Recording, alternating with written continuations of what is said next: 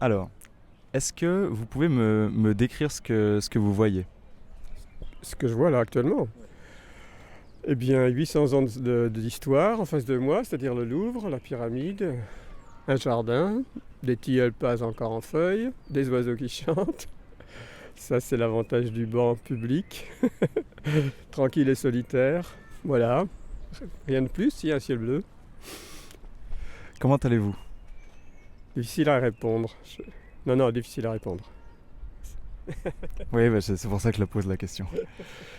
Euh, Est-ce que vous passez une bonne journée aujourd'hui? Plutôt, oui, plutôt bonne, oui, oui, oui. Peut-être le soleil, après une semaine de froid, de pluie, de neige, parce que j'étais à la campagne la semaine dernière, on a eu 25 cm de neige. Et non, non, ça va. On attend les résultats des élections ce soir à 20h, avec un petit peu d'inquiétude quand même, surtout quand on pense qu'on n'a pas si bien voté que ça. J'aimerais qu'on fasse ensemble un petit travail d'imagination. J'aimerais que vous vous imaginiez endormi quelque part.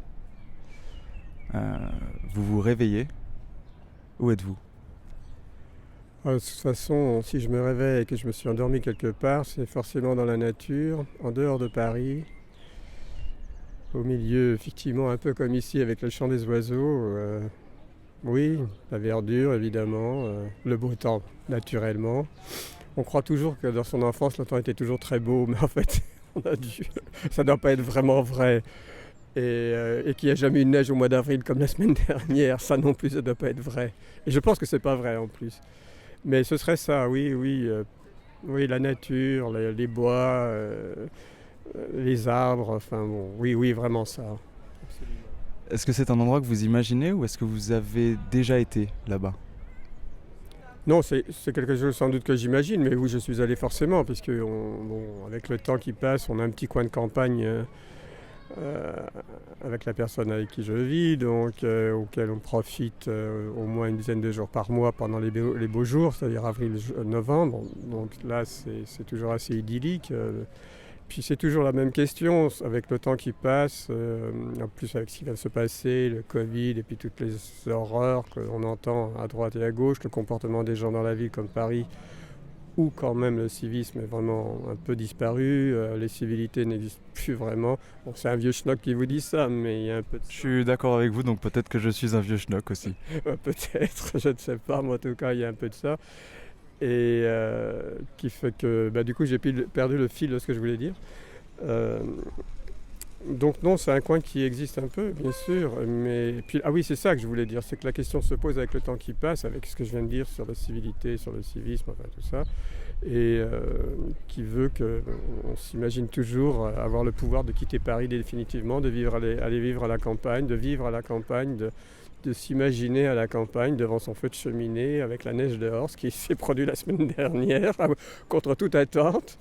Mais en même temps, cette ville, elle est très prenante. Moi, ça fait 46 ans que j'y vis. Je vis en plus juste à côté. Donc le Louvre est à 2 pas de chez moi, à 500 mètres. C'est une ville qui donne tellement de possibilités. Elle peut être très belle parce que quand il fait beau, elle est belle. Mais parfois même quand il fait pas beau, elle est belle. Après, peut-être un peu trop de tourisme aujourd'hui. C'était le seul côté bénéfique du Covid, ça a été un peu le fait qu'il y ait moins de touristes et surtout moins d'autocars de touristes et puis tous les marchands du temple du tourisme voilà, c'est à peu près ça, voilà. Je suis de l'avis que pour la culture, euh, la possibilité de prendre des photos et d'avoir son téléphone au musée est une erreur. Est-ce que vous êtes d'accord avec ça? Est-ce que vous n'êtes pas d'accord? Je ne sais pas si je suis d'accord ou pas d'accord, c'est comme toujours et dans tous les domaines, c'est toujours une question de comportement. Et c'est toujours une question d'utilisation à bon escient. Quand j'étais plus jeune, moi, on a eu la télévision très très très très très tôt quand j'étais petit. On n'abusait pas de la télé. Et avec le temps, les années 70-80, les gens ont abusé de la télé. Et je ne parle même pas d'aujourd'hui, où les télévisions sont allumées toute la journée. Ça, c'est vraiment à mauvais escient. Et Internet est aussi parfois un mauvais escient. Le portable est aussi souvent un mauvais escient. Et donc la photo dans les musées, vous me posez cette question, J'étais il n'y a pas très longtemps voir une expo au musée Cognac-Jet sur Boilly.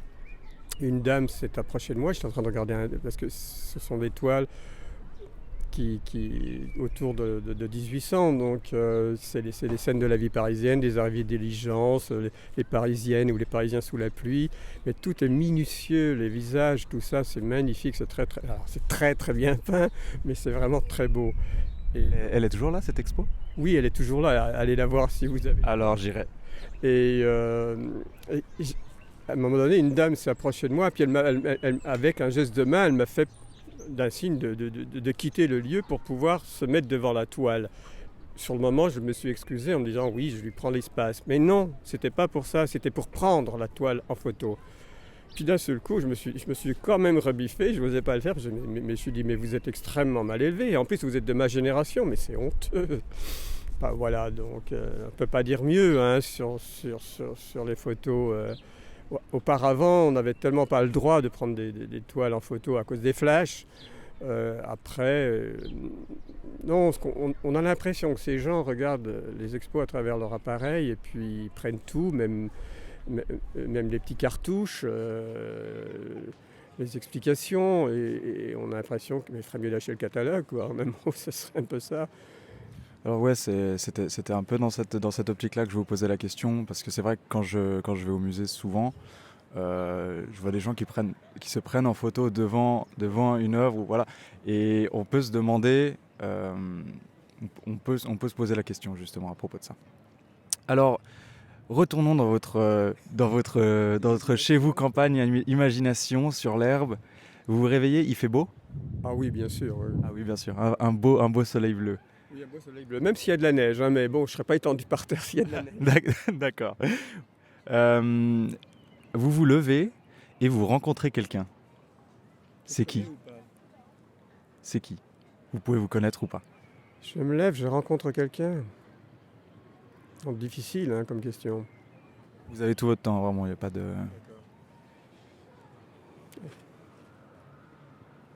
Non, quelqu'un...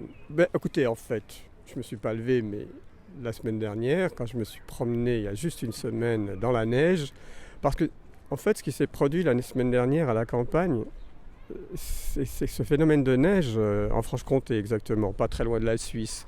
On est vraiment à côté. Eh bien, moi, je n'avais pas vu cette neige-là. À la campagne, je ne voudrais pas dire, mais presque 40 ans, voire plus peut-être. Non, oui, 40 ans.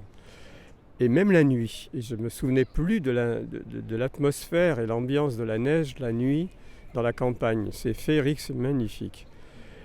Et en me promenant, où je pars du village où nous sommes, on a un petit chalet sympa, enfin bon, c'est très agréable, très chaleureux, feu de cheminée, tout ça, enfin tout est quanti. Et je suis parti, je vais dans un autre village qui est à 5 km, je fais l'aller-retour à travers les bois, et puis là vraiment marcher dans la neige, j'avais les bottes, j'avais tout l'équipement, j'avais pas froid, il faisait beau. Et j'ai rencontré deux messieurs, le père et le fils j'imagine, alors qu'ils étaient un peu étonnés de voir quelqu'un comme moi se promenant dans la neige. Je me dis, vous n'avez pas peur? Je dis, vous non plus, vous n'avez pas peur. Oui, mais nous, on est du village. Alors je dis, écoutez, vous êtes du village? Je dis, écoutez, moi, un petit peu aussi. Alors après, et vous venez d'où? Je dis, moi, j'arrive de Paris. Alors effectivement, moi, la neige, là, pour le coup, je suis assez content. Et donc, on a entamé une petite conversation, et puis on s'est fait 2-3 petites réflexions. Et les réflexions qu'ils ont faites, c'était très curieux parce que je me l'étais faite le matin et je l'avais dit à la personne avec qui je vis. Je me dis, écoute, j'ai fait un tour de village ce matin parce que souvent je fais une balade le matin, ensuite l'après-midi. Et quand on était enfant, moi, dès qu'on guettait l'hiver à travers un réverbère, voir si la neige tombait, c'était notre chose avec mes soeurs, mes copains, mes voisins, enfin bref. Et dès que la neige tombait, alors on était tout de suite dehors. Et là, je n'ai vu personne dehors, aucun enfant. On a des enfants en face de chez nous, on ne les a pas entendus, on ne les a pas vus faire des bonhommes de neige, des boules de neige, on ne les a pas vus. Et le monsieur dans le bois me dit oui, quand on était gosse, nous, on se réunissait tous les garçons du village, enfin les enfants du village, garçons-filles du village, et on faisait les bonhommes de neige. C'était amusant qu'il me dise ça, parce que c'était la réflexion que je m'étais faite absolument le matin. Et ben voilà, donc voilà, quelque chose a changé, quoi. Ça vous a rendu triste? Je ne sais pas si ça m'a rendu triste, parce que non, pas triste, mais je trouve ça dommage. Je trouve ça dommage parce que je ne sais pas ce que font les enfants qui sont en face du chalet quand il neige, quand il pleut encore, mais quand il neige, qu'est-ce qu'ils font? Ils sont chez eux, on leur dit de ne pas sortir parce qu'il fait froid, parce que c'est mouillé, parce que je ne sais pas. Vous auriez été heureux de les voir jouer dans la neige? De les voir jouer dans la neige, de crier, puis de faire des bonhommes de neige, quoi. De s'inventer un monde dans la neige. Je n'ai pas vu de bonhomme de neige. Et ça m'a un peu manqué. Nous, on faisait ça. Puis on faisait des concours de boules, de grosses boules de neige. Mais moi, je faisais ça aussi. Oui, c'est vrai. On faisait des batailles de boules de neige, c'était terrible. C'est vrai. Et de batailles de boules de neige, j'ai un souvenir dans Paris. Alors, racontez-moi. Alors ça, vraiment, je ne peux pas passer rue Lagrange. Je ne sais pas si vous savez où est la rue Lagrange, elle n'est pas très loin du square Viviani, c'est-à-dire près de Notre-Dame. C'est une rue qui mène au boulevard Saint-Germain, au début du boulevard Saint-Germain. Et il y a une rue qui s'appelle la rue des Anglais. Et dans cette rue, il y avait une discothèque quand j'avais 22-23 ans, dans laquelle j'allais très souvent avec des copains. Et une nuit, en sortant à 3-4 heures du matin, entre-temps, il avait beaucoup neigé.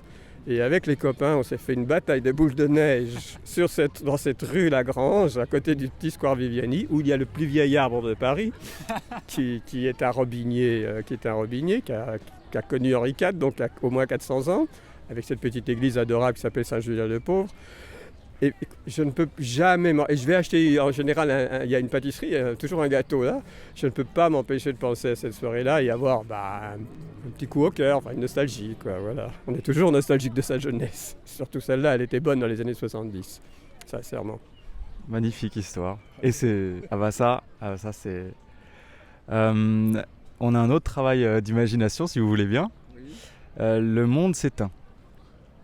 Alors, bon, le monde s'éteint, ça peut tout dire. Hein. Ce que je veux dire, c'est on peut imaginer qu'il n'y a plus rien, ou que, disons, ou alors le monde renaît, si vous voulez, plutôt. Vous préférez qu'il s'éteigne ou qu'il renaisse? C'est comme vous préférez, vous, l'image que vous préférez, que vous dites, le monde, vous vous sentez dans le monde qui s'éteint ou dans le monde qui renaît, comme vous voulez. Dans cette situation, vous pouvez sauver une œuvre littéraire. Laquelle vous sauvez? Vous avez votre temps. Je peux rester là jusqu'à ce soir. Mais oui, c'est dur. Non, mais là, c'est très difficile de répondre. Extrêmement... Une seule? C'est impossible, une seule. C'est impossible, mais je vous demande de faire ce travail pour moi, monsieur. Je viens de lire... on m'avait offert ça, puis sur le moment, je l'ai reçu avec un peu de scepticisme. Un livre sur une biographie sur Céleste Albaret. Vous ne savez pas qui est Céleste Albaret. Elle a été la servante gouvernante et du coup secrétaire de Marcel Proust les 8 dernières années de sa vie, notamment pas très loin d'ici, rue Boulevard de Courcelles et rue Hamelin. Et en fait, c'est passionnant, la vie finalement de Céleste. Et le rapport qu'elle a eu avec Proust est absolument passionnant, impressionnant et vraiment, je ne m'attendais pas à découvrir ce personnage que je connaissais par 2-3 anecdotes, par le livre qu'elle a écrit, Monsieur Proust, que moi j'ai toujours contesté parce qu'elle trichait beaucoup sur certaines choses. Elle ne voulait pas, par exemple, accepter l'idée que Marcel Proust pouvait être homosexuel ou des choses comme ça. C'était très... Bon. Mais leur rapport était extraordinaire.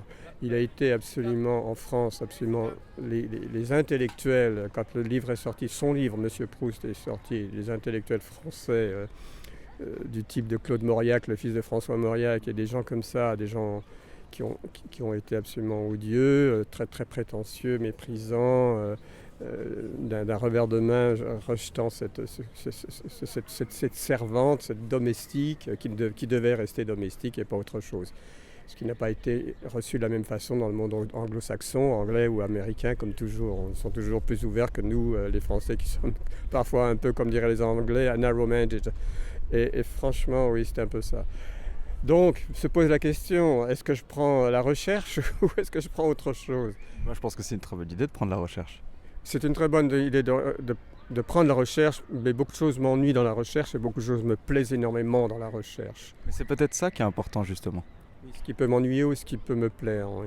Moi, je suis très attaché du côté de chez Swann Guermantes et puis surtout Le Temps retrouvé. J'aime pas beaucoup La Prisonnière, j'avoue. L'ombre des jeunes filles en fleurs, oui, bien sûr, parce que c'est Cabourg, parce que bon, voilà. Et puis après, il y a tout le fantasme sur Albertine, qui ne serait pas Albertine, mais Alfred Agostinelli, le chauffeur.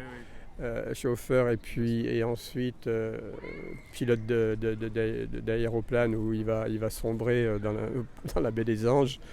Mais moi je peux pas, quand je lis un livre, si on me dit que c'est Albertine, c'est pas Albert, voilà. Donc, je ne peux pas, mon imagination va pas jusqu'à me dire ce qui peut se passer entre les filles dans les cabines de Cabourg. Je ne veux pas trop savoir si ce sont des garçons ou des filles. Vous avez donc évidemment vu l'exposition Un roman parisien au musée Carnavalet. Oui, je l'ai vu. Est-ce que ça vous a plu? Non, pas plus que ça. Ça ne m'a rien apporté. Il y a la seule chose où j'ai été très content, c'est qu'il y a pas très longtemps, il y a eu une exposition Whistler. Sans grand intérêt, j'avoue. Je ne devrais pas dire ça parce que ça ne peut pas se dire. Mais alors c'est pas que c'est pas sans intérêt. Non, ça a de l'intérêt parce qu'il y a de très beaux fusains. Mais sur 25, il n'y a que 25 œuvres et dont 5-6 toiles, dont 2-3 qui viennent d'Orsay. Tout le reste sont des fusains. Et on annonçait cette exposition Whistler. Moi, je m'attendais à quelque chose de magnifique.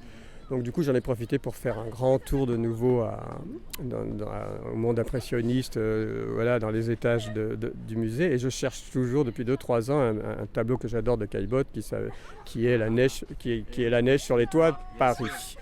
Et là, en allant à l'exposition, sur quoi alors, je le cherche la dernière fois, je demande à un gardien, il me dit, écoutez, bougez pas, je vais me renseigner, blablabla. Il me dit, écoutez, il est dans les réserves. Je dis, ben, c'est dommage, on ne peut pas laisser un tableau comme ça dans les réserves. Parce qu'est-ce qu'il est beau ce tableau? Il est absolument magnifique, il n'est pas très connu d'une certaine façon, il est relativement grand.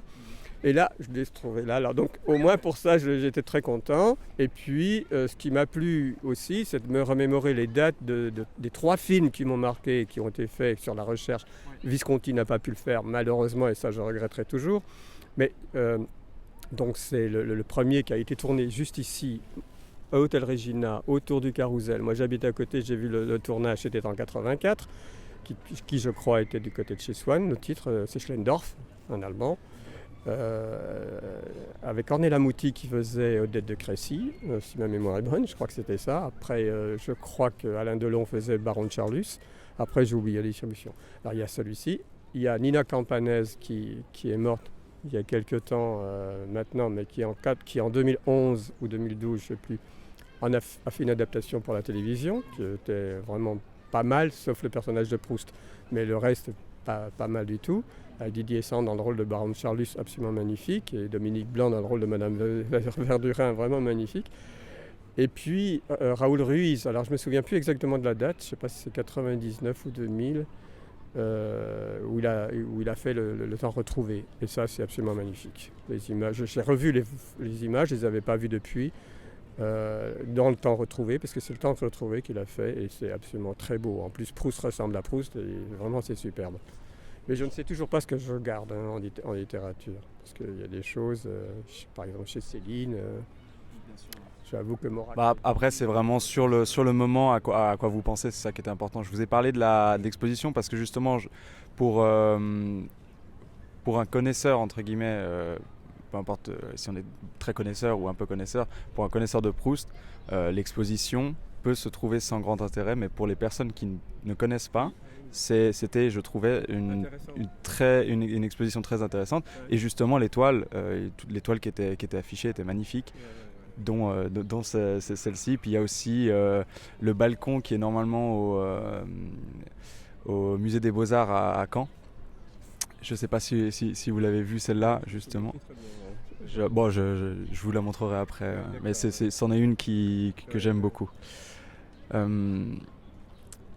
Oui, c'est aussi pour ça que je vous ai cité la recherche, parce que je sors pas de la recherche, mais je sors de Céleste. Oui, bien sûr, vous sortez de Céleste, mais c'est super. Non, mais vous inquiétez pas.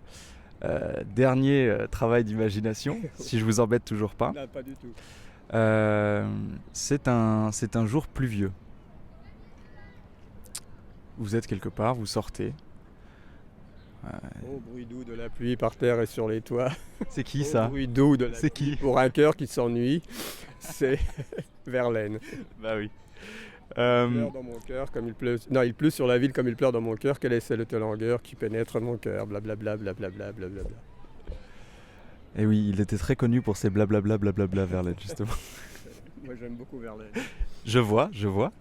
Alors, un jour pluvieux. Mais ça peut comporter plein de choses. Ça peut être une petite pluie, ça peut être une grosse pluie. On peut avoir un reflet du soleil après la pluie aussi également. Je vous laisse vous imaginer ce que vous voulez. Vous sortez. Qu'est-ce qui vous toucherait de la part d'un inconnu ce jour-là? Ce qui me toucherait de la part d'un inconnu, le jour où il pleut, je suis quand même avec un parapluie, alors ce qu'il faut pour m'abriter. Moi, je ne déteste pas Paris sous la pluie, pas toujours. Est-ce que je rencontre un inconnu quelque part, dans la ville ou ou au bois de Vincennes ou au bois de Boulogne, je ne sais pas. D'abord, est-ce que s'il pleut, je vais au bois de Vincennes? Est-ce que je me promène dans les rues? Oui, avec un parapluie, c'est sûr. De toute façon, je ne peux pas ne pas sortir. Donc, quel que soit le temps, froid, pas froid, pluie ou pas pluie, entre 14h et 17h et voire plus tard si c'est l'été, je sors. Quoi qu'il en soit, donc forcément, je sors. Peut-être rencontrer quelqu'un que je connais, que je n'ai pas vu peut-être depuis longtemps, ça me plairait, oui. Quelqu'un que je n'ai pas vu depuis longtemps, qui me manque peut-être quelques explications de cette absence. Paris broie les gens et broie les amitiés. Si on ne les entretient pas, elles s'effacent très vite. On peut très bien perdre le contact avec des gens sans le vouloir. C'est assez terrible ça. Je ne sais pas si c'est valable pour toutes les villes en province ou dans d'autres villes à l'étranger, à Genève par exemple ou à Zurich, je ne sais pas. Mais à Paris, en tout cas, moi je l'ai constaté. Si on n'entretient pas les coups de fil avec les amis, les copains, on peut très bien vite les perdre. Alors donc oui, rencontrer quelqu'un, mais qu'est-ce que tu fais sous la pluie, voilà. Puis on va prendre un café, on discute, puis voilà, on aurait tellement de choses à se dire. Surtout ces 2 dernières années qui ont été peut-être les plus horribles que je n'ai jamais vues ou connues. Non, j'ai eu des choses horribles mais qui m'étaient personnelles, mais là comme c'était mondial et européen maintenant avec cette horrible guerre, non voilà, ce serait ça. Et puis ça réchaufferait le cœur, ça réchaufferait le cœur, ça permettrait de se pencher avec nostalgie sur les moments heureux qu'on a pu avoir ensemble ou pas, ou les disputes, ou les prises de bec, qui ont pu exister sur la politique, sur la littérature, la musique, voilà les choses quand on n'est pas d'accord et qu'on se dispute. Si on écoutait un morceau de musique là, ensemble, enfin un morceau, ça peut être une étude, mais si on écoutait de la musique là maintenant ensemble, qu'est-ce que ce serait pour vous? Je pense sans doute soit le Largo du trio Les Esprits de Beethoven, et ça c'est absolument exceptionnel. Ou peut-être un trio de Schubert, sans doute un trio de Schubert, oui, peut-être. Ou alors, non, le plus beau, je crois, le dernier quartet de Schubert, le 15, où j'ai eu la chance d'assister aux adieux du quatuor Alban Berg qui l'ont joué au Théâtre des Champs-Élysées il y a déjà presque 10 ans maintenant, qui ont quitté la scène, où j'ai été bercé par leur version. Et ça a été surtout la partie un peu viennoise, un peu magnifique. C'était vraiment très beau. Non, moi, forcément, c'est forcément un trio, c'est forcément de la musique de chambre, c'est forcément Schubert ou Beethoven. Oui, c'est ça. Schubert, Beethoven. Bon, eh bien, merci. C'est tout. C'est tout. Très bien.